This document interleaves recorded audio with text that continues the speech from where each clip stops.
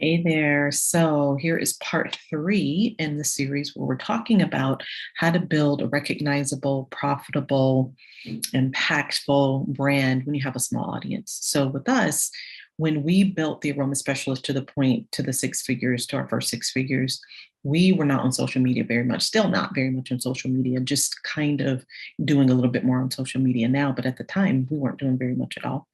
So then the question is, do you really have to have social media to build that kind of a brand? Well, things are changing all the time, that's for sure.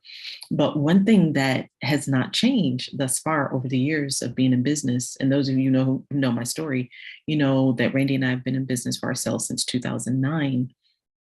And so we've seen a lot of changes in business, a lot of ebbs and flows.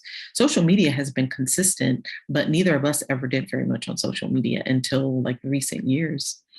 So what I'm saying is that you can build that kind of brand without like constantly being on social media. It's not necessary.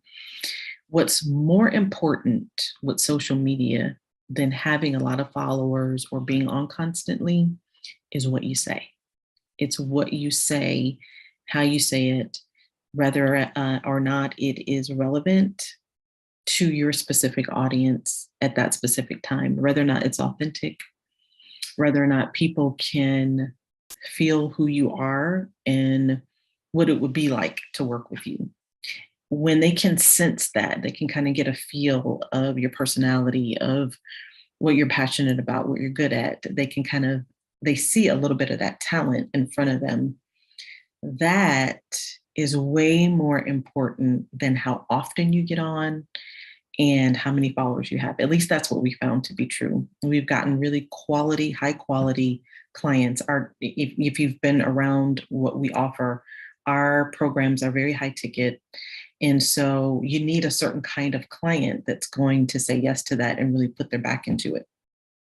Well, we didn't get that from being on social media constantly. And like I said, we're just starting to ramp up social media just because I want to try it and see what happens with more social media in that way, as far as being consistent on showing up regularly. So I'm testing myself and I will let you all know if it works for us or not. But what I can tell you is what has worked for us and I still see working is way more important what you say, how you say it, and building a connection with your audience and making sure that you're messaging.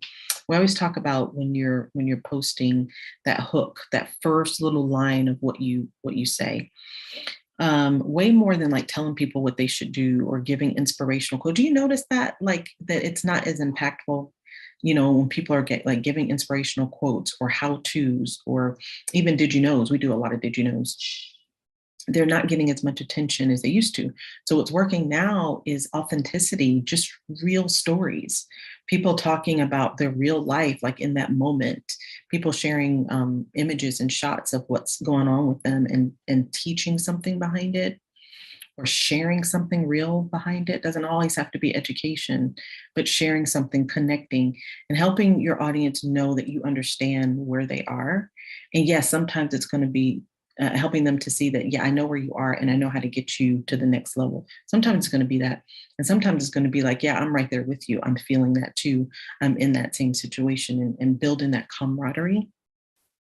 So that is the part three that I really wanted to leave is that more important than how often is what you say and making sure that there's a connection versus fluff.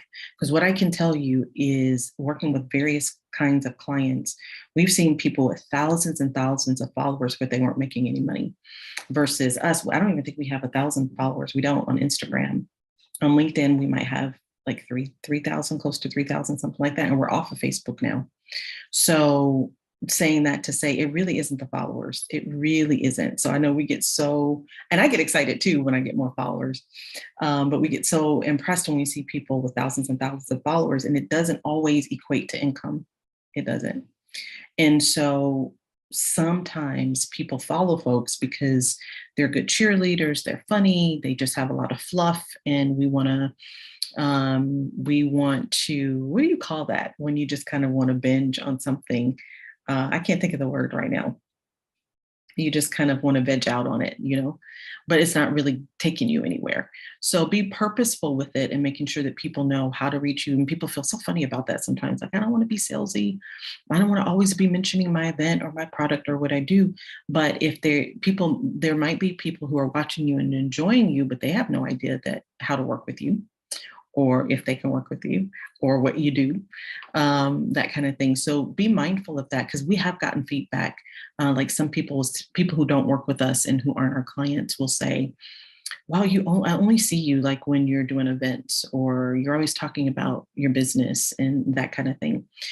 But those who are our clients and who have signed on with us will give us feedback saying, where are you? And how do I join your program? Like, it's that two different things. So don't worry about the ones who are going to feel like, oh, you're always talking about your business. Think about the ones who want it and talk to them. That's another thing, which I could make a whole other thing about that. But that's another thing. When you're on, talk to the people who need what you have and who will resonate with who you are, how you do things, and don't worry about the others who might be like, oh, you're so salesy, you're on there all the time, or you're saying this, you're saying that. It doesn't matter, because they're not your client.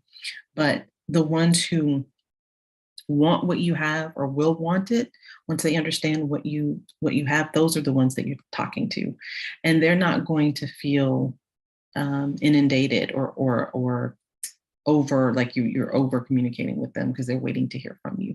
So that is our next part, and we have two more